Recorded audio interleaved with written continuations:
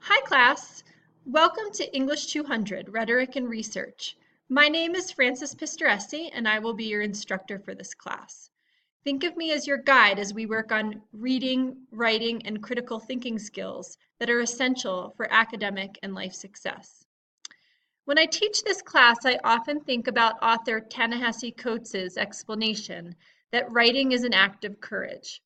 While there are people out there that love to write, there are also those that find the process stressful and unpleasant.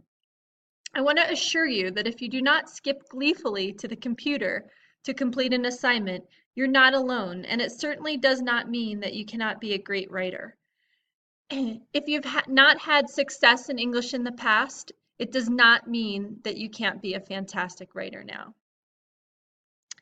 Remember Henry Ford's quote, "Whether you think you can or think you can't, you're right," as we work intentionally on becoming better writers. Please use all the tools and resources University of Phoenix has to offer, and do not hesitate to contact me with any questions or concerns. I look forward to working with you this term.